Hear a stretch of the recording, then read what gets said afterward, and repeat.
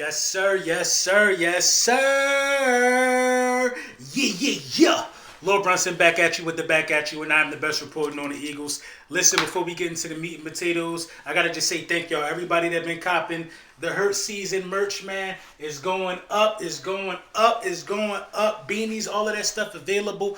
Make sure you tap in with the print champs. Make sure you stay in tune, stay in uniform. We mobbing. We going on an MVP campaign. You know the vibes. Let's get into the meat and potatoes. So, Nick Sirianni, man, is the clear favorite by betting odds. I don't know if this is coming from Vegas or not. I saw this on Bleacher Report. Got to be coming from Vegas. The clear favorite and head coach of the year, votes or predictions. He has the best odds to win the award as NFL Coach of the Year, and it's well deserved. Let's not act like it's not. The guy is 11-1.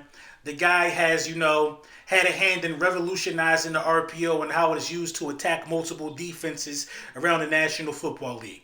This is what teams are doing now. Teams are trying to emulate what we're doing. If you don't have a wide receiver core, that's great, but you have a mobile quarterback.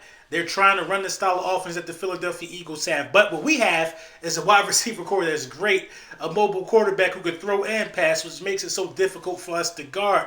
Look at Atlanta and Marcus Mariota. They run some type of version of the RPO. Justin Fields and the Bears, even Daniel Jones and the New York Giants to some extent, use his athleticism to get him to the outside. So, Nick Sirianni, man, well-deserving of the award. I think he should run away with it. There's been some good first-year head coaches, but Nick Sirianni being a second-year head coach, going to the playoffs 2 times in a row, looking at that number 1 seed, staring it down the eye, having the chokehold on the league since week 1. I got to give props to where props is due. The Titans, man, they fired their GM today.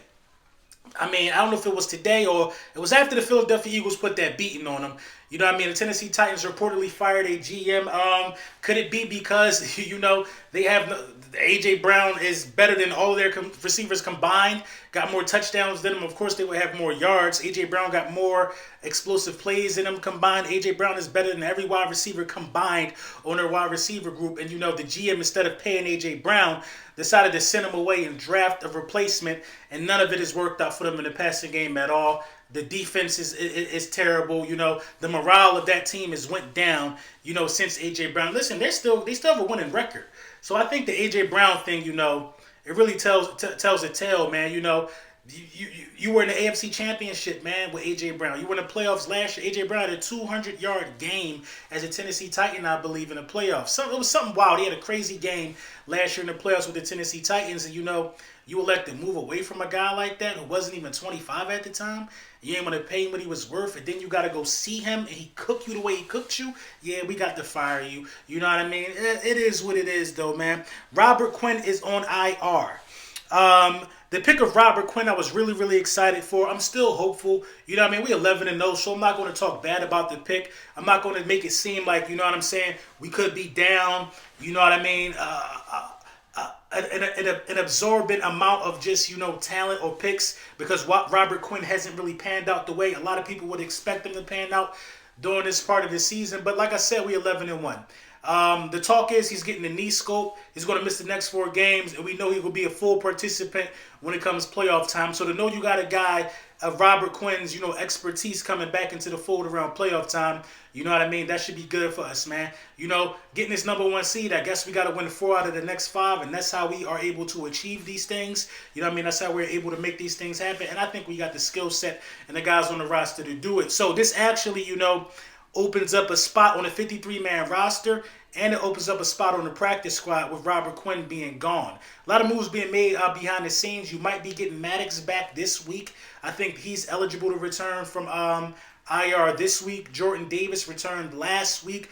Dallas Goedert should be eligible to return next week. So it's a lot of things that's happening and with this roster. As good as this team is, we're getting great players back, Pro Bowl level players, to help us with this push late down the season. You know what I mean? I got to knock on wood because the injury bug has stayed far away from us. We haven't had any major season-ending injuries. You know what I mean? We still got to be hopeful of that. Still a lot of competitive football left to be played, but I like the spot that we're in at 11-1, going into this game against the New York Giants, who basically if you didn't see my earlier video with Tatiana Smallwood from ESPN, we talk about, the Philadelphia Eagles basically having to follow the same regiment or the same game plan against the New York Giants that we did against the Tennessee Titans. If we can hold Saquon Barkley to 30 yards in that game, they lose that game. We blow them out if we take Saquon Barkley away from those guys. If Maddox is coming back, you know what I mean, you can almost take away anything happening in the slot. Yeah, he might be a little rusty. Reed Blankenship steps in, and there's really no drop-off from Gardner Johnson that we know of.